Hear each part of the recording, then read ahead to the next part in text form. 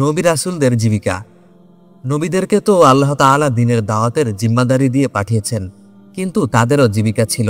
তাদেরকেও আল্লাহ তাআলা বস্তুগত জীবিকা অর্জন করতে বলেছেন, অর্থাৎ দাওয়াতের পাশাপাশি নিজের রুজি নিজেকে অর্জন করার আদেশ দিয়েছেন আল্লাহ তাআলা। দেখুন, তারা কিন্তু চাইলে বলতে পারতেন, হে আল্লাহ, আমার ঘরে খাবার নেই, আমারে খাবার দেন। আল্লাহ অবশ্যই পাঠিয়ে দিতেন। তারা যদি বলতেন, হে আল্লাহ, আমার কিছু টাকা পয়সা দরকার, তাহলেও আল্লাহ তাআলা টাকা পয়সা পাঠিয়ে দিতেন। আমাদের নবীজিকে আল্লাহ দুনিয়া আখিরাতের সমস্ত ধন ভাণ্ডারের চাবি দিয়ে দিয়েছিলেন, কিন্তু আল্লাহ তাআলা হুকুম দিয়েছেন এটা আমাদেরকে শেখানোর জন্য, আমরা যেন কাজকর্ম অর্থাৎ জীবিকা উপার্জন ছেড়ে দিয়ে ইবাদতে বসে না যাই। এই জন্য আল্লাহ তাআলা আমাদেরকে শেখানোর জন্য নবীদেরকেও দুনিয়াতে জীবিকা করে উপার্জনের আদেশ দিয়েছেন। যারা আল্লাহর কাছে চাইলেই সবকিছু পেয়ে যেতে পারতেন। নবী আদম আলাইহিস সালাম একজন কৃষক ছিলেন, নূহ এবং জাকারিয়া আলাইহিস সালাম ছিলেন কাঠমিস্ত্রি, ইদ্রিস আলাইহিস সালাম ছিলেন দর্জি, ইব্রাহিম আলাইহিস সালাম বস্ত্র ব্যবসায়ী, দাউদ আলাইহিস সালাম বর্ম তৈরি করতেন, সুলাইমান আলাইহিস সালাম তালকাতার ঝুড়ি তৈরি করতেন, ঈসা আলাইহিস সালাম ঝরকায় সুতা কাটতেন। রাসূল সাল্লাল্লাহু আলাইহি সাল্লাম বলেছেন, তোমরা যা খাও তার মাঝে সর্বোত্তম হলো ওই খাবার যা তোমরা নিজের হাতে উপার্জন করো। আমার ভাই দাউদ নিজের হাতে উপার্জন করে খেতেন। দাউদ আলাইহিস সালামের কাজ ছিল বর্ম তৈরি করা। কোরআনের মধ্যে কিন্তু এই আয়াতটা আছে। আল্লাহ তাআলা বলেছেন যে দাউদের জন্য আমি লোহাকে নরম করে দিয়েছি, মানে দাউদ আলাইহিস সালাম লোহায় হাত দিলেই তা আটার খামিরের মতো নরম হয়ে যেত। এক তো তিনি নবী ছিলেন, রাসূল ছিলেন, আবার ইসরায়েলের বাদশাহ ছিলেন, এবং তিনি লোহার বর্ম তৈরি করতেন। সেই পোশাক তৈরি করেন তিনি নিজের জীবিকা নির্বাহ করতেন। ঈসা আলাইহিস সালাম এর জীবিকা ছিল চরকায় সুতা কাটা। ঈসা আলাইহিস সালামের মা মারিয়াম আলাইহিস সালাম এর একটা ঝরকা ছিল সুতা কাটার জন্য, পশুর লোম থেকে পশমে সুতা তৈরি করা। তো এটাই ছিল তার জীবিকা উপার্জনের মাধ্যম। তার মানে বোঝা গেল নবীদেরকে যারা আল্লাহর কাছে হাত পাতলেই পেয়ে যান, এই সমস্ত শ্রেষ্ঠ মানুষদেরকেও আল্লাহ তাআলা দুনিয়াতে নিজের জীবিকা নিজে অর্জন করতে শিখিয়েছেন, এবং তারা তাদের যে মূল দায়িত্ব অর্থাৎ দাওয়াতের কাজের পাশাপাশি নিজের জীবিকা নিজেই উপার্জন করতেন। নবীজি সাল্লাল্লাহু আলাইহি ওয়াসাল্লামের জীবিকা। নবীজি সাল্লাল্লাহু আলাইহি ওয়াসাল্লাম এর হাদিস, আমি সম্পদ জমা করব ও ব্যবসায়ী হব, এজন্য আমার কাছে ওহী পাঠানো হয়নি, বরং আমার কাছে ওহী পাঠানো হয়েছে তোমার রবের প্রশংসা সহ পবিত্রতা বর্ণনা করো, সিজদাকারীদের অন্তর্ভুক্ত হও এবং চরম নিশ্চিত বিষয় অর্থাৎ মৃত্যু আসার আগ পর্যন্ত তোমার রবের গোলামি করতে থাকো। অর্থাৎ আমার কাছে ওহী মানুষকে ব্যবসা শেখানোর জন্য পাঠানো হয়নি, মানে ব্যাপারটা হলো আমি ওহীর মাধ্যমে মানুষকে জাহান্নাম থেকে জান্নাতের দিকে নেব, কিন্তু এই ওহীর মাধ্যমে আমাকে ব্যবসা করতে বলা হয়নি। এখানে অনেকে ভুল ব্যাখ্যা করেন। তারা বলেন যে রাসূল সাল্লাল্লাহু আলাইহি ওয়াসাল্লাম এর দুনিয়াবি কোনো পেশা ছিল না, আমি সম্পদ জমা করব ও ব্যবসায়ী হব, এই জন্য আমার কাছে ওহী পাঠানো হয়নি। এর মানে হলো ওহী পাঠিয়ে আমাকে বলা হয়নি যে আপনি সম্পদ জমা করুন বা ব্যবসায়ী হন। ওহী পাঠানোর উদ্দেশ্য দুনিয়ার কামাই না, বরং ওহী পাঠানো হয়েছে আখিরাতের কামাই বাতলানোর জন্য, যেন আমি নিজের রবের প্রশংসা করি, সেজদাকারীদের অন্তর্ভুক্ত হই এবং রবের গোলামি করতে থাকি। ওহী পাঠিয়ে এই কথাগুলোই আমাকে বলা হয়েছে। অর্থাৎ ওহী পাঠানোর উদ্দেশ্য কি সেটা বলা হাদিসের উদ্দেশ্য, নয়তো রাসূল সাল্লাল্লাহু আলাইহি ওয়াসাল্লামেরও নিজের ব্যবসা ছিল এবং তিনি সম্পদও জমা করেছেন, সেটা আমরা সামনে দেখব। তার মানে এই কথা ওহীর সাথে খাস, অর্থাৎ ওহী আসার উদ্দেশ্য আমাকে এগুলো বানানো নয়, বরং আখিরাতমুখী করার জন্য। আমাদের নবীজি সাল্লাল্লাহু আলাইহি ওয়াসাল্লাম প্রথম জীবনে মেষের রাখাল ছিলেন।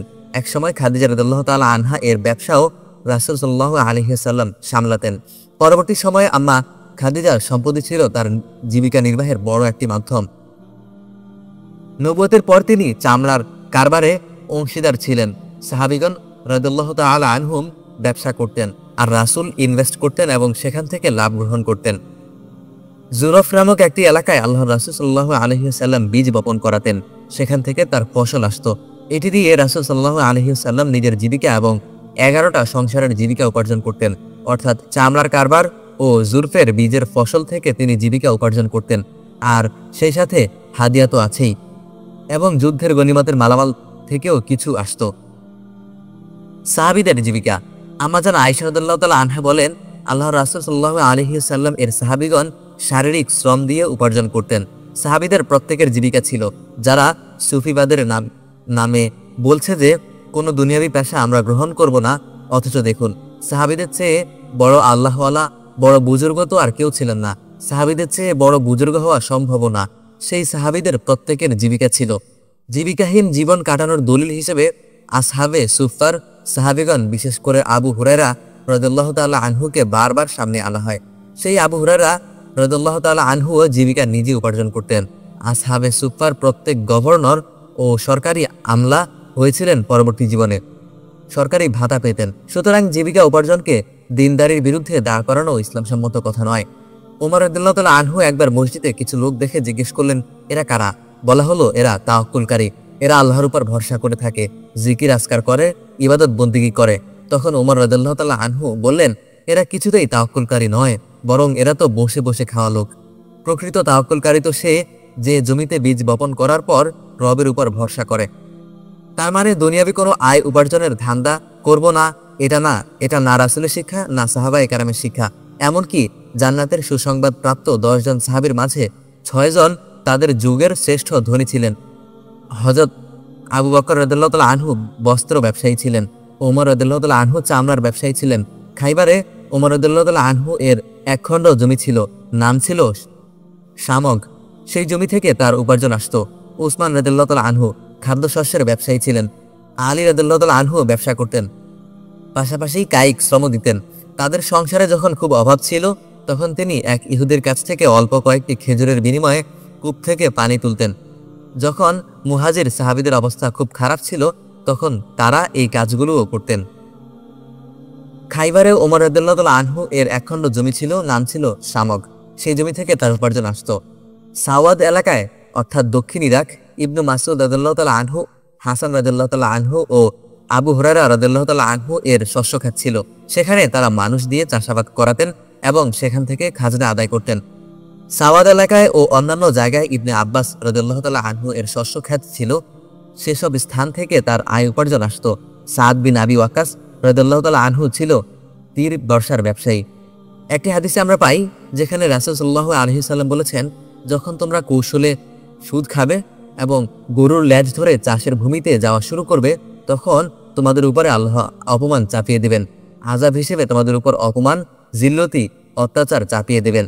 কিন্তু এই হাদিসের ব্যাপারে আলেমগণ বলেছেন, চাষাবাদের নিন্দায় যে হাদিসগুলো এসেছে, সেগুলোর উদ্দেশ্য চাষাবাদ না, বরং একটি জাতির সকল লোক জিহাদ বিমুখ হয়ে চাষাবাদে ব্যস্ত হয়ে পড়া। অর্থাৎ কোনো জাতির সকল মানুষ যখন জিহাদ থেকে বিমুখ হয়ে এসব দুনিয়াবি কাজ কারবার ও ক্যারিয়ারের মধ্যে লিপ্ত হবে, সেটি চাষাবাদ হতে পারে, ব্যবসা বাণিজ্য, চাকরিও হতে পারে। তখন আল্লাহ তাআলা তাদের উপর লাঞ্ছনা চাপিয়ে দেবেন, ঠিক আজকের দিনে যেটা আমরা দেখতে পাচ্ছি। এর মানে চাষাবাদকে নিরুৎসাহিত করা নয়, বরং চাষাবাদ করা ফরজে কিফায়া।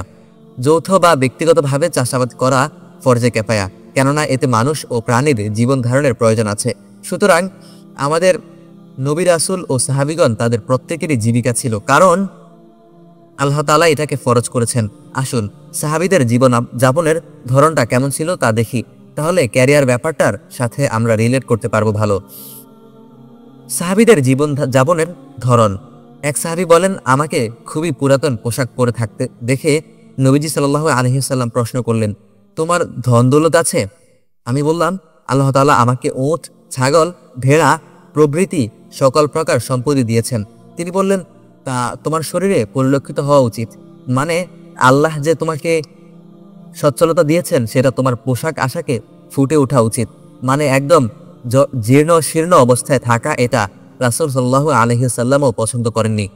রাসূল সাল্লাল্লাহু আলাইহি সাল্লাম সুহরাতাইন পরতে নিষেধ করেছেন, মানে এত জীর্ণ পোশাক না পরা যাতে লোকেরা আঙ্গুল উঁচিয়ে কানাঘুষা করে, আবার এত জাঁকজমকপূর্ণ পোশাক না পরা যাতে আঙ্গুল তুলে কানাঘুষা করে। তার মানে দাঁড়ালো, ইসলাম হলো ব্যালেন্স, মানে মাঝামাঝি। আল্লাহ তাআলা কোরআনের মধ্যে বলেছেন, আমি তোমাদেরকে মধ্যবর্তী উম্মত হিসেবে প্রেরণ করেছি। সূরা বাকারা 143। মজার বিষয় হচ্ছে, সূরা বাকারার আয়াত সংখ্যা 286 এবং এই আয়াতটিও সূরা বাকারার মাঝখানেরই আয়াত 143। হযরত ইবনে ওমর রাদিয়াল্লাহু তাআলা আনহু বলেন, এমন কাপড় পরবে যাতে বেকুবেরা তোমাকে তুচ্ছ মনে না করে, যারা কাপড় দেখে মানুষকে মূল্যায়ন করে। আবার এত জাঁকজমকপূর্ণ পোশাক পরো না যাতে ধৈর্যশীলরাও তোমার উপর অসন্তুষ্ট হয়, মনে না করে তুমি দুনিয়াদার। কেমন সেটা জানতে চাইলে বললেন 5 থেকে 20 দিরহামের কাপড়। আলী রাদিয়াল্লাহু তাআলা আনহু 3-4 দিরহামের কাপড় পরেছেন। আবার ইবনে আওফ রাদিয়াল্লাহু তাআলা আনহু 400 থেকে 500 দিরহামের কাপড়ও পরেছেন। আবার ইবনে আব্বাস রাদিয়াল্লাহু তাআলা আনহু 1000 দিরহামের কাপড়ও পরেছেন। আল্লাহর রাসূল সাল্লাল্লাহু আলাইহি ওয়াসাল্লাম বলেছেন, সৌভাগ্যের বিষয় 3টি: নেককার স্ত্রী, দ্রুতগামী বাহন, কয়েক স্তরের প্রশস্ত কামরা, অর্থাৎ বড় ঘর, বড় বাসা, যেখানে মহিলাদের পর্দার হেফাজত হয়, যেখানে বড় পরিবার থাকা যায়, এরকম বাসা থাকা সৌভাগ্যের বিষয় মনে করা হয়। আমরা এর মাধ্যমে সাহাবীদের লাইফস্টাইল সম্পর্কে একটা ধারণা পেলাম যে কি ধরনের লাইফস্টাইল আমাদের মেইনটেইন করা প্রয়োজন। মাঝামাঝি ধরনের লাইফস্টাইল অবলম্বন করা ইসলামের মেজাজ। রাসূল সাল্লাল্লাহু আলাইহি ওয়াসাল্লাম এর একটি বিখ্যাত হাদিস আছে, সাদাসিধা জীবন ইমানের অঙ্গ। আর সাহাবীরা সাদাসিধা জীবন যাপন করার চেষ্টা করতেন, অর্থাৎ মাঝামাঝি জীবন যাপন, খুব জীর্ণ শীর্ণও না, আবার জাঁকজমকপূর্ণও না।